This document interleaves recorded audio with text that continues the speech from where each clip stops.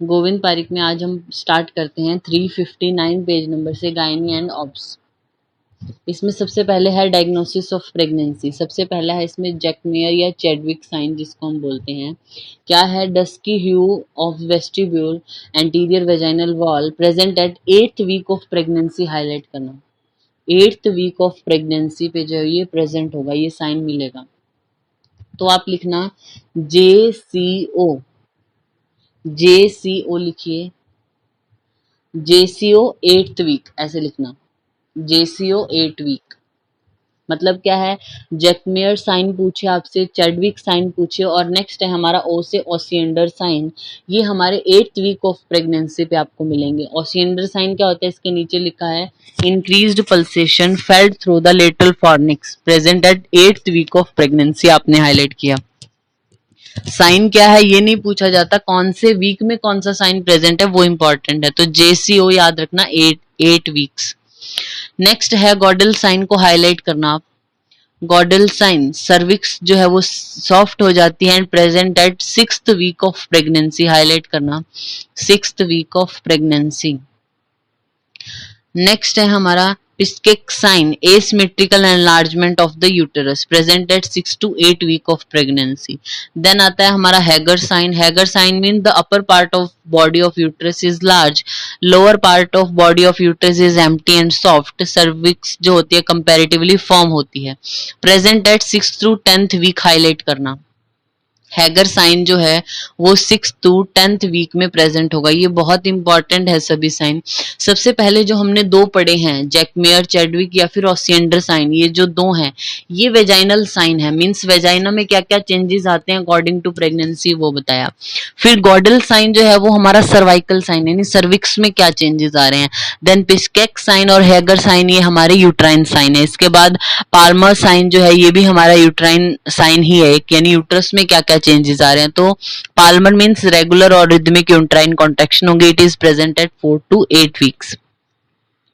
Next एक point है हमारा देखना, fallopian tube uterus and vagina is develop from Mullerian duct, highlight करना। मुलेरियन डक्ट से जो है वो ही डेवलप होते हैं। मुलेरियन डक्ट और जो वॉल्फियन डक्ट है दोनों ही प्रेजेंट होती हैं जब एम्ब्रियो बन रहा है, तो उसमें दोनों डक्ट प्रेजेंट है।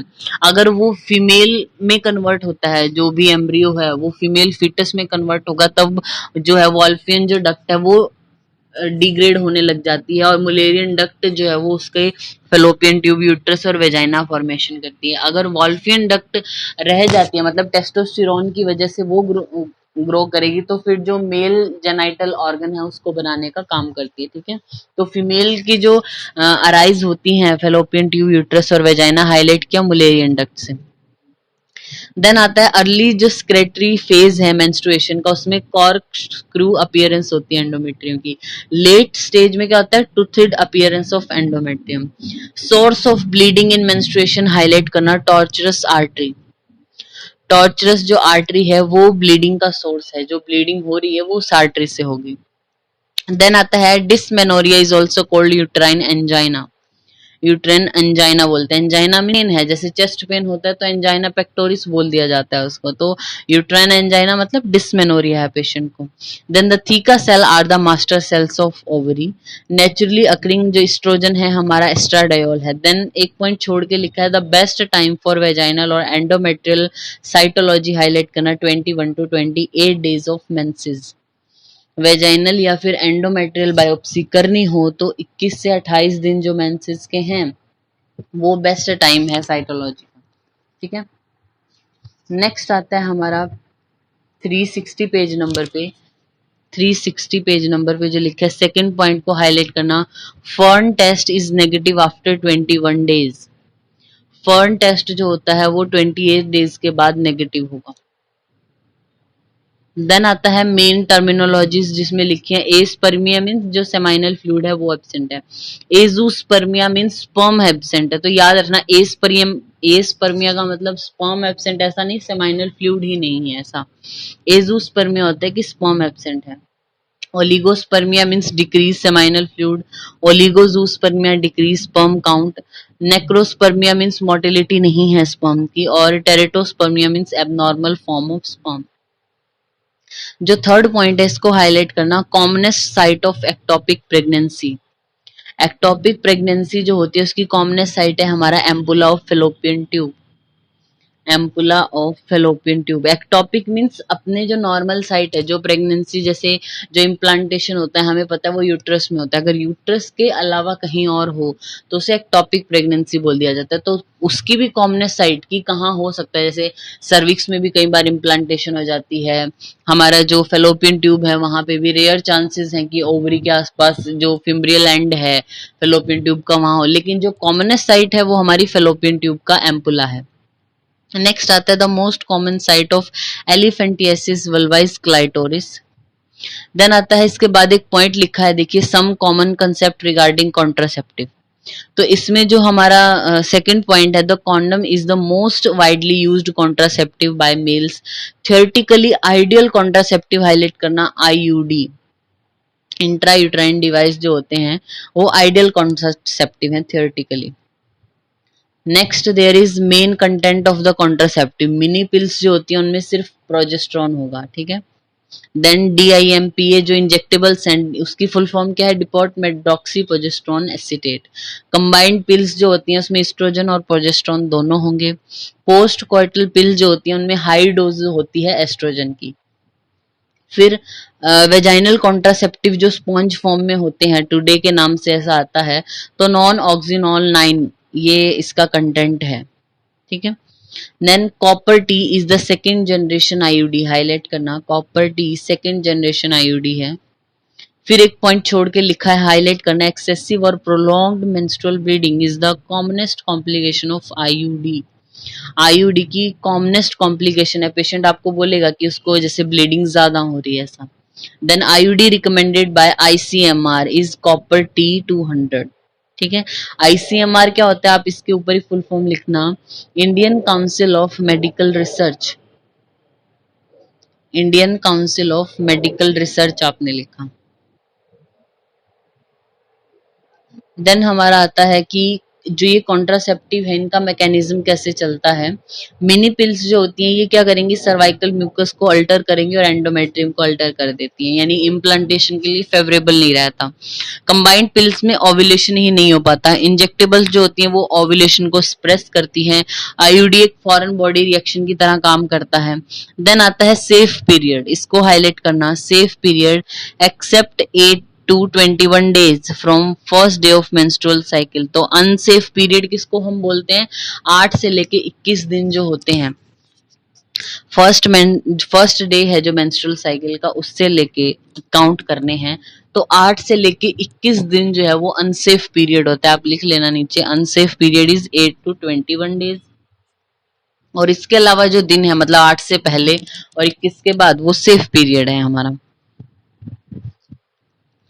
देन आता है आप इसी पेज के टॉप पर लिखना 360 पे, पॉलीस्पर्मिया। पॉलीस्पर्मिया मीन्स जो स्पर्म है वो ज्यादा होंगे काउंट में, तो कितने हैं, more than 350 million per ml। Polyspermia लिखे क्या होता है, more than 350 million per ml। Then लिखिए pH of semen, pH of semen is more than 7, लिखना मोर देन 7, ब्रैकेट में एवरेज है 7.7। Then there is volume of semen, semen की volume कितनी होती है, 2 to 5 ml, 2 to 5 ml। फिर 361 page number है जो 361, उस पे लिखना जो टॉप है उसमें स्पर्म काउंट। स्पर्म काउंट जो नॉर्मल होता है उसकी हम बात कर रहे हैं 60 to 150 मिलियन पर ml, 60 से 150 मिलियन पर ml। मोटिलिटी जो होती है स्पर्म की वो होनी चाहिए मोर देन 60%, मोर देन 60%। जो स्पर्म है यानी उनमें से मोर देन 60 तो मोटाइल होने ही चाहिए। देन आता है वाइटैलिटी, वाइटल जो होंगे, वाइटैलिटी है 75 या फिर मोर देन 75%, 70 और मोर देन 75। देन है मिक्स्ड एग्लूटिनेशन रेट, MAR, यानी mix agglutination rate is less than 10%, less than 10%। Fructose जो होता है, लिखिए फ्रक्टोज कितना होना चाहिए जो हमारा सीमन है उसमें, मोर देन 30 मिलीमोल पर ejaculation. Fructose should be more than 13 millimole पर इजैकुलेशन। देन इसके बाद इस पेज पे लिखा है 361 पे लाई लिखा है जो यहाँ पे lie, relationship of the long axis of foetus to the long axis of maternal spine is called lie. किस लाई में होना चाहिए, तो लॉन्गिट्यूडनल लाई मैक्सिमम देखने को मिलती है 99.5%। बाकी इसके अलावा जो है ट्रांसवर्स ओब्लिक वो 0.5% मिलेंगे। देन आता है प्रेजेंटेशन। प्रेजेंटेशन क्या होता है, the part of the foetus which occupies the lower pole of uterus. तो ये इनकी नॉर्मली ऐसे नहीं पूछा जाता कि व्हाट इज प्रेजेंटेशन और लाई इस तरीके से, लेकिन कॉमनेस्ट कौन सी है, जैसे लाई कौन सी कॉमनेस्ट है या फिर प्रेजेंटेशन कौन सी है, तो सिफेलिक प्रेजेंटेशन ज्यादातर देखने को मिलेंगी। उसके बाद ब्रीच है और शोल्डर प्रेजेंटेशन रेयर है। पोजीशन क्या होता है, the relationship of denominator of the different parts of the pelvic. तो मैक्सिमम क्या होगा, लेफ्ट और सिपुट एंटीरियर। इसमें क्या करते हैं, जो मैटरनल पेल्विस होता है उसको आपने काफी सारे पार्ट में डिवाइड किया हुआ है, यानी जो बेबी है, जो फिटस है, उसका कौन सा पार्ट, यानी उसका जो ओब्लिक डायमीटर है, एंटीरियो पोस्टीरियर डायमीटर है, वो पेल्विक के किस एक्सिस में फिट होता है, उसके हिसाब से उसका पोजीशन बताते हैं हम। तो मैक्सिमम जो आपको पोजीशन देखने को मिलती है वो LOA है, ये याद रखना, लेफ्ट ऑसिपुट एंटीरियर। यानी जो ऑसिपुट होगा बच्चे का वो लेफ्ट साइड में होगा और एंटीरियरली होता है। देन आता है हमारे यहाँ पे ये डायमीटर्स लिखे हैं कुछ, एक बार आप जस्ट रीड कर सकते हैं, बट पूछा नहीं जाता है नॉर्मली। एंटीरियो पोस्टीरियर या ट्रू कॉन्जुगेट जिसको बोलते हैं, या एनाटॉमिकल कॉन्जुगेट जो है, या कॉन्जुगेट वेरा, वो होता है हमारा 11 सेंटीमीटर। ऑब्स्टेटिक कॉन्जुगेट 10 सेंटीमीटर है, डायगोनल कॉन्जुगेट 13 सेंटीमीटर। फिर उसके बाद आप देखना, the requirement of iron during pregnancy highlight करना 40 mg per day, 40 mg per day. Extra iodine should be supplemented from 20th week of pregnancy. फिर उसके बाद आता है हमारा requirement of calcium during pregnancy, ये हाईलाइट करना 1000 mg per day, 1000 mg per day. Uterine souffle जो आपको सुनना स्टार्ट होता है वो 16 वीक से, मतलब मरमरिंग या फिर ब्लोइंग साउंड आती है जब, जैसे आपने कभी देखा हो फिटल हार्ट रेट आपने सुनी हो स्टेथोस्कोप से, तो क्या होते हैं, कंफ्यूज होते हैं हम यूट्राइन शफल में और उसमें। तो यूट्राइन शफल जो है एक ब्लोइंग साउंड या मरमरिंग साउंड, वो आपको 16 वीक पे सुनना स्टार्ट होती है।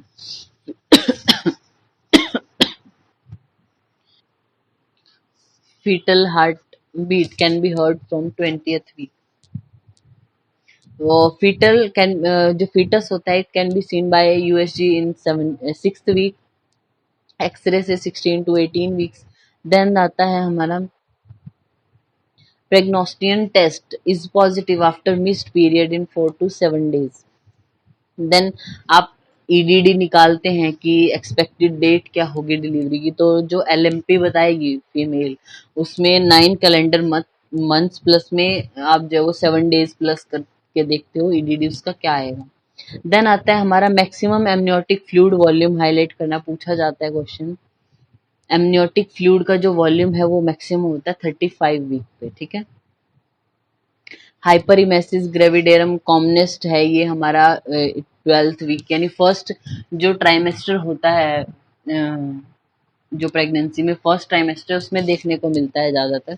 उसमें भी जो 12th वीक है स्टार्टिंग के, मत सॉरी फर्स्ट जो ट्राइमेस्टर है उसमें देखने को मिलेगा, यानी 12 वीक्स।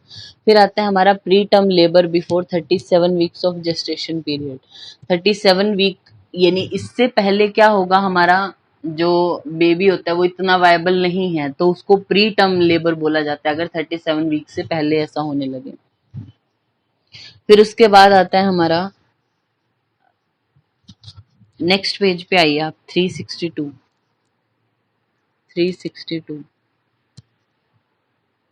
इसमें जो सेकंड पॉइंट लिखा है, the maximum growth of corpus luteum up to 8th week and start degenerating from 12th week. ठीक है, क्या होता है कि जब जैसे आपको पूरा उसका प्रोसेस या पूरी जो फिजियोलॉजी है वो पूरा पता ही होगा कि कैसे क्या इम्प्लांटेशन हो रही है। शुरू में क्या होता है, प्लेसेंटा की फॉर्मेशन इनिशियली तो होती नहीं है, तो उसको कॉर्पस लुटियम जो होता है वो प्रोजेस्टेरोन देने का काम करता है। जब तक प्लेसेंटा फॉर्मेशन नहीं है तो तब तक तो वो रहेगा। जैसे ही प्लेसेंटा फॉर्मेशन हो गया, प्रोजेस्टेरोन वो खुद बना रहा है, तो कॉर्पस लुटियम की जरूरत नहीं है, तो 12th वीक पे वो जो है वो डीजनरेट होना शुरू होता है। देन आता है the total weight gain during pregnancy, highlight करना 11 kg। 11 kg जो वेट है वो बढ़ता है नॉर्मली जो ड्यूरिंग प्रेगनेंसी।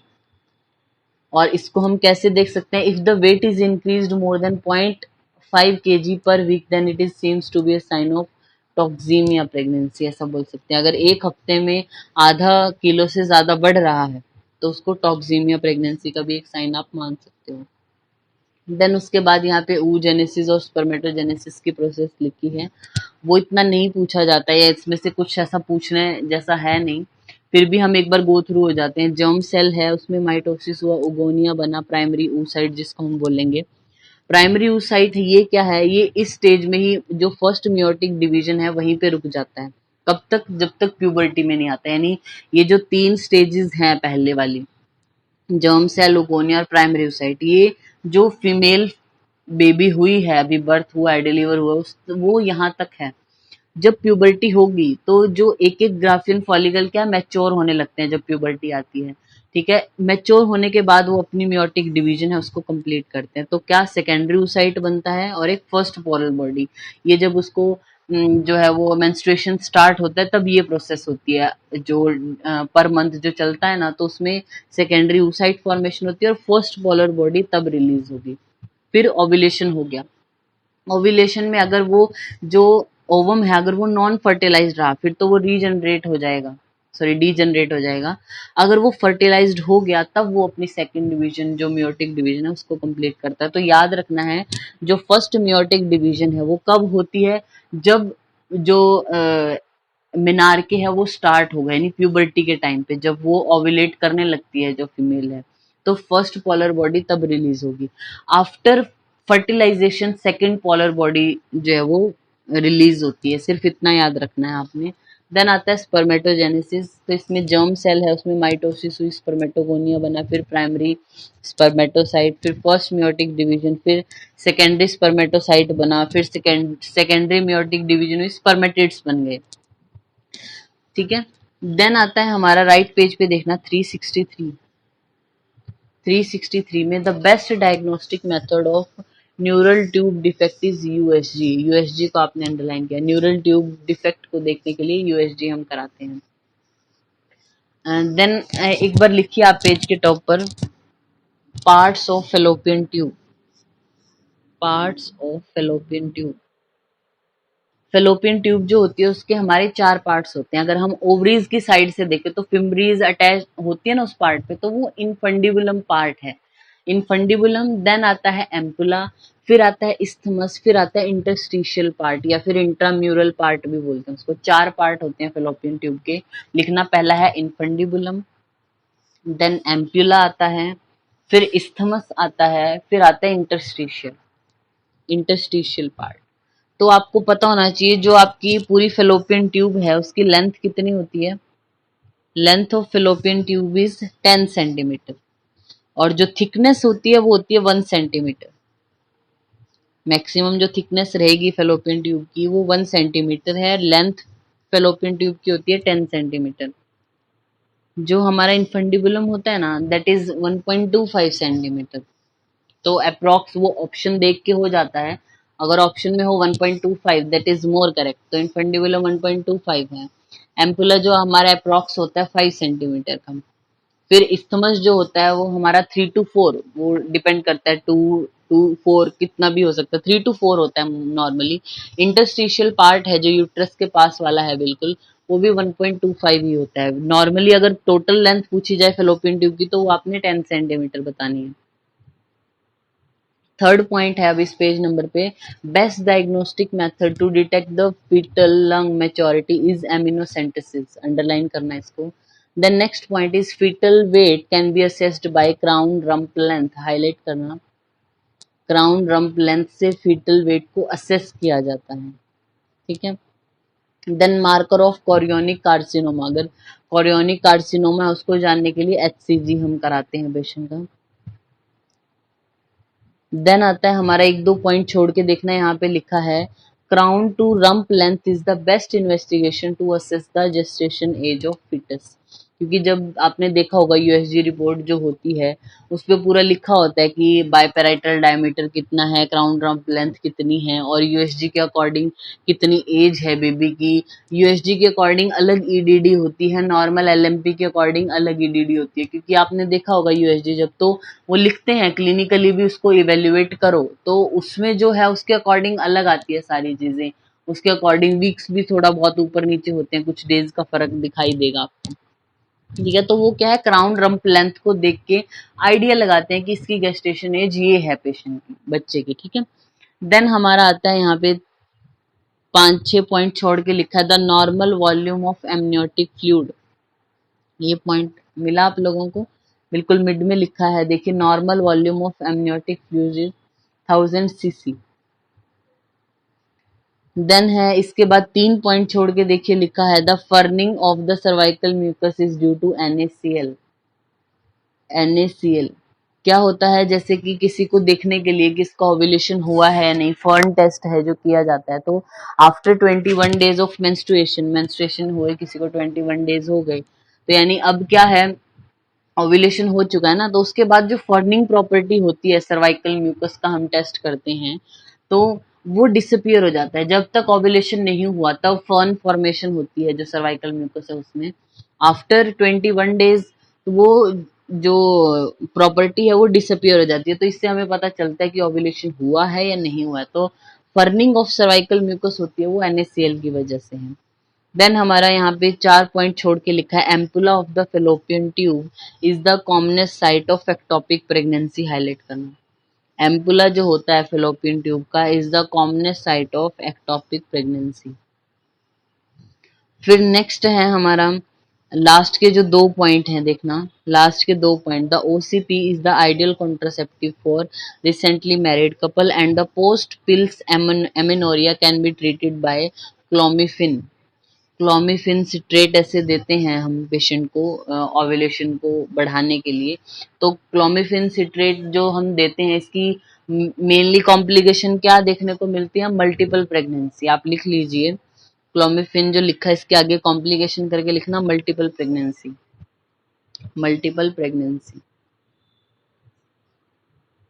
नॉर्मली आपको पता है कि जो प्रोसेस हमारी होती है ओव्यूलेशन की उसमें एवरी मंथ जो है वो एक ही जो ग्राफियन फॉलिकल है वो मैच्योर होता है, फिर ओव्यूलेशन एक ही का होगा, एक पर मंथ ऐसा होगा एक में। क्लोमिफिन जब हम पेशेंट को देते हैं ओव्यूलेशन को इंड्यूस कराने के लिए, जिनमें ओव्यूलेशन नहीं हो रहा होता है, एनओव्यूलेटरी साइकिल्स जिसमें चलती हैं, ओव्यूलेशन को इंड्यूस कराने के लिए हम पेशेंट में क्लोमिफिन देते हैं, तो क्या है इससे ज्यादा ओव्यूलेशन, कई बार क्या होता है 2 एग एक साथ क्या हो जाएंगे, ओव्यूलेट हो जाते हैं यानी रिलीज हो जाते हैं, तो मल्टीपल प्रेगनेंसी देखने को मिल सकती है ऐसी कंडीशन में।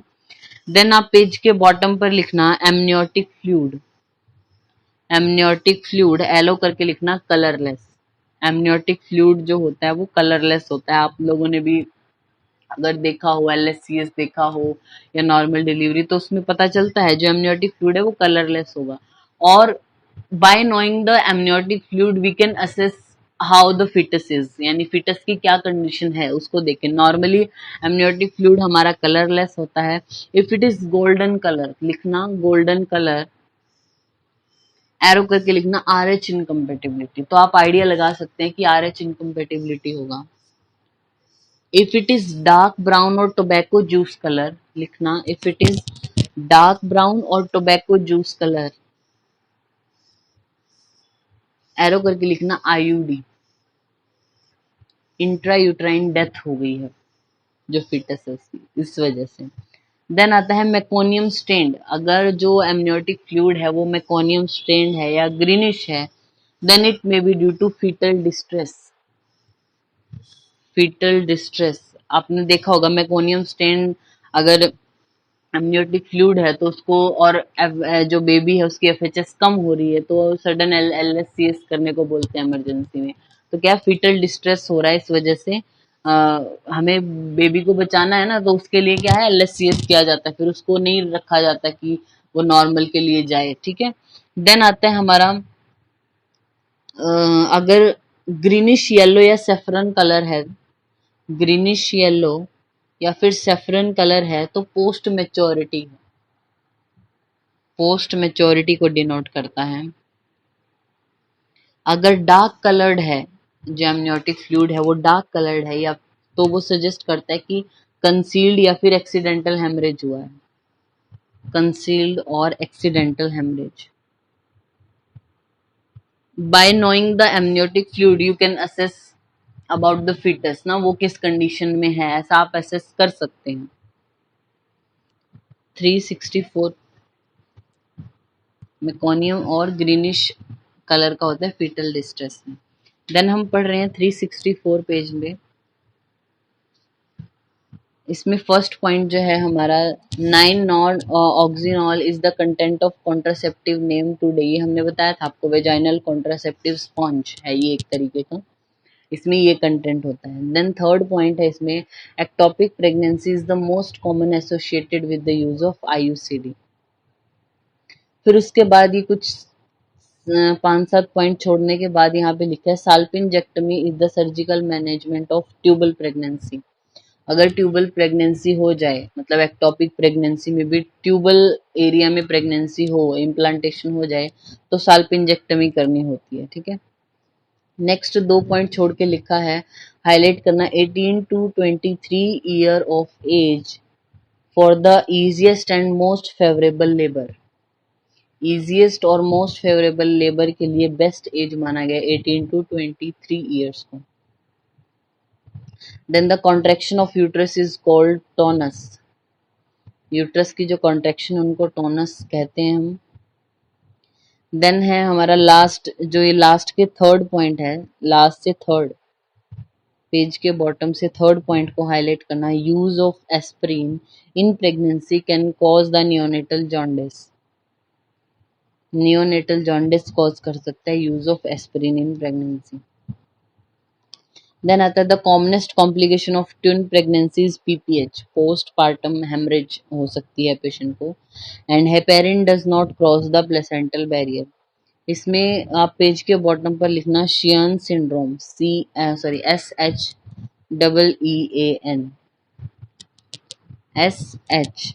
SHEEAN, Sheehan syndrome. Sheehan syndrome क्या है, there is history of PPH लिखना, there is history of PPH, shock, severe infection, patient है उसमें पीपीएच की हिस्ट्री मिलेगी, शॉक की हिस्ट्री, सीवियर इन्फेक्शन, या फीचर जो आएंगे according to anterior pituitary necrosis, कितने डिग्री का नेक्रोसिस हुआ है उसके बेसिस पे सिम्टम आते हैं। तो क्लिनिकल फीचर क्या होते हैं शियान सिंड्रोम में लिखना आप, failing in lactation, failing in lactation, loss of pubic और एक्सिलरी हेयर, प्यूबिक और एक्सिलरी हेयर लॉस हो जाता है, hypotension, hypotension, lethargy, secondary amenorrhoea, secondary amenorrhoea and atrophy of breast और जेनिटेलिया, एट्रोफी ऑफ ब्रेस्ट और जेनिटेलिया। तो Sheehan syndrome, there is history of PPH, shock, severe infection, and features are according to anterior pituitary necrosis degree, कितने degree का necrosis हुआ anterior pituitary का। But are the clinical features, the clinical feature is falling in lactation, loss of pubic or axillary hair, hypotension, lethargy, secondary amenorrhea and atrophy of breast and genitalia. देन उसके बाद हमारा आता है 365 page number पे, if the birth weight is below 10% of gestational age then it should be treated as IUGR, intrauterine growth retardation, ठीक है। क्या होता है, जैसे बेबी का बर्थ अगर सपोज जैसे कि फुल टर्म है और उस टाइम पे हुआ और उसका बर्थ वेट उस टाइम पे नॉर्मली हम क्या मानते हैं कि 3 kg या 2.5 से 3 किलो का तो होना चाहिए, तो 3 kg ना हो गया, 2.5 kg ना हो गया, उसके भी 10% से भी कम हो, तब उसको हम क्या बोलते हैं, इंट्रायूट्राइन ग्रोथ रिटार्डेशन में रखा जाता है। अब अगर सपोज 7th मंथ में हुआ कोई बेबी और उस जेस्टेशन एज के अकॉर्डिंग उसका बर्थ ठीक, मतलब वेट जो है वो ठीक है, तब IUGR के अंडर नहीं रखा जाता। हालांकि उसको आपको न्यूट्रिशन की कितनी ज़रूरत पड़ेगी, उसको आपको मे बी ऐसे रखना पड़े इंटेंसिव केयर में बेबी को, लेकिन फिर भी उसको आप IUGR की कैटेगरी में नहीं रखोगे अगर वो उस जेस्टेशन एज के अकॉर्डिंग उसका वेट है भी। ठीक है, नेक्स्ट हमारा आता है यहाँ पे 3 पॉइंट छोड़ के लिखा है, the insufflation tube test is done by CO2 gas. CO2 gas के द्वारा जो इनसफिलेशन ट्यूबल टेस्ट है वो किया जाता है। 1 पॉइंट छोड़ के लिखा है, folic acid reduces the risk of neural tube defect. Highlight करना, न्यूरल ट्यूब डिफेक्ट को रिड्यूस करता है, इनके रिस्क को रिड्यूस करता है अगर फॉलिक एसिड हम देते हैं। तो आपने देखा होगा जब जो एंटीनेटल हमारा पीरियड होता है उसमें क्या है, फर्स्ट ट्राइमेस्टर में फीमेल को फॉलिक एसिड चलाया जाता है, बाद के 2 ट्राइमेस्टर में हम क्या उसको आयरन कैल्शियम चलाते हैं। ठीक है, तो फॉलिक एसिड चलाने का मतलब वहां पे क्या है कि न्यूरल ट्यूब डिफेक्ट है उसको कम करना होता है। वैसे तो जो न्यूरल ट्यूब बच्चे की बनती है वो फर्स्ट मंथ में ही बन जाती है, तो जो फर्स्ट पहला जो ट्राइमेस्टर है उसमें भी अगर पहले मंथ में अगर आप फॉलिक एसिड चलाते हो तो वो ज़्यादा बेनिफिशियल है। अब सपोज कई होती है जो अनअवेयर हैं, फीमेल जो है वो अनअवेयर है, उनको पता ही नहीं है कि वो प्रेगनेंसी उनको हो गई है, कंसीव हो गया है, 1 डेढ़ महीने के बाद जब ऐसे उनको मेंस्ट्रुएशन ऐसे मिस होता है तब पता चल रहा है। जो अनअवेयर है, अनएजुकेटेड हैं, काम में ज़्यादा लगी हैं, तो इन सब चीज़ों का नहीं ध्यान है, उनमें क्या होगा, ऐसी चीज़ें ज़्यादातर देखने को मिलती है न्यूरल ट्यूब डिफेक्ट ऐसे पेशेंट में। तो क्या है, फर्स्ट मंथ जो होता है उसी में न्यूरल ट्यूब की जो फॉर्मेशन है वो हो जाती है। तो फर्स्ट मंथ में अगर फीमेल जो है फॉलिक एसिड ले तो ज़्यादा बेनिफिशियल है। सेकेंड या थर्ड मंथ में लिया हो इतना ज़्यादा बेनिफिशियल नहीं है, क्योंकि न्यूरल ट्यूब तो बन चुकी है, अगर कोई भी उसको डिफेक्ट होगा वो हो ही जाएगा, फिर चाहे आप 2 महीने या 3 महीने तक आपने फॉलिक एसिड चलाया और फर्स्ट मंथ में नहीं दिया, उसका कोई इतना ज़्यादा बेनिफिट नहीं होता है। तो इसलिए क्या बोलते हैं कि जो रिप्रोडक्टिव एज होती है नॉर्मली फीमेल्स में क्या होगा, जो HB होता है वो कम ही है। तो फॉलिक एसिड जो रिप्रोडक्टिव लाइफ है फीमेल की, या फिर आफ्टर मैरिज जो है वो नॉर्मली भी स्टार्ट कर सकते हैं, अगर वो प्लान कर रहे हैं प्रेगनेंसी के लिए तो तभी भी आप फॉलिक एसिड उसको चला सकते हैं, पहले से ही, कंसीव होने से पहले ही, तो ज़्यादा बेटर है ऐसा। नेक्स्ट उसके बाद यहाँ पे लिखा, the best method of episiotomy is mediolateral. ठीक है, the interstitial part is the narrowest part of fallopian tube, the ampullary part is the longest part. ये हम पढ़ भी चुके हैं पहले, अभी लिखवाया है आपको।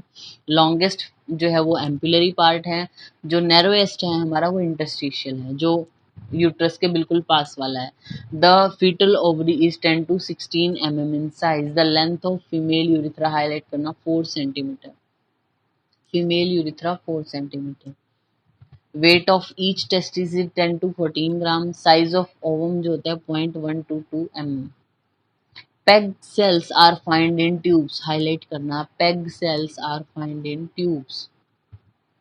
फिर उसके बाद हमारा लिखा है, the uterine artery is the branch of external iliac artery and the umbilical cord have 2 arteries and 1 veins. बहुत इंपॉर्टेंट है, हाईलाइट करना, अम्बिलिकल कॉर्ड में 2 आर्टरीज हैं और 1 वेन है। ठीक है, नेक्स्ट 1 पॉइंट छोड़ के लिखा है, द शेप ऑफ एक्सटर्नल ओस जो है उसका, नली पैरस जो फीमेल है उनमें क्या होगा, सर्कुलर, और मल्टी पैरस में ट्रांसवर्स हो जाता है एक्सटर्नल ओस जो है।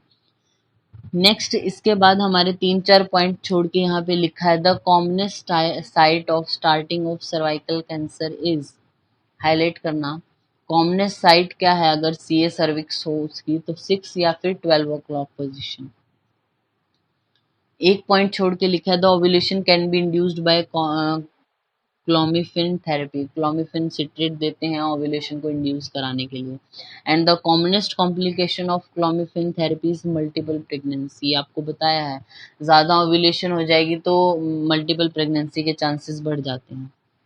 फिर 3 पॉइंट छोड़ के यहाँ पे लिखा, हॉट फ्लशेस, नीचे से सेकंड पॉइंट है, hot flushes are the earliest menopausal symptom, highlight करना, hot flushes are the earliest menopausal symptom. And bleed on touch is the characteristic feature of CS cervix. Patient को आप PV कर रहे हो किसी पेशेंट की, वो ऐसे सिम्टम आपको दे रहा है कि वेट लॉस हो रहा है या फिर ब्लीडिंग ज़्यादा हो रही है, ठीक है, इस तरीके के आपको सिम्टम दे रहा है और आपने जो है वो पीवी की पेशेंट की, और टच करने से ही सर्विक्स तक आपने उसको फील किया और जो है वो ब्लीडिंग ऑन टच, टच होने से ब्लीडिंग हो रही है, तो ये करेक्टरिस्टिक फीचर है हमारा सीएस सर्विक्स का। देन आप पेज के टॉप पर या बॉटम पर जहां भी आपको लिखना है एक बार लिखिए PIH,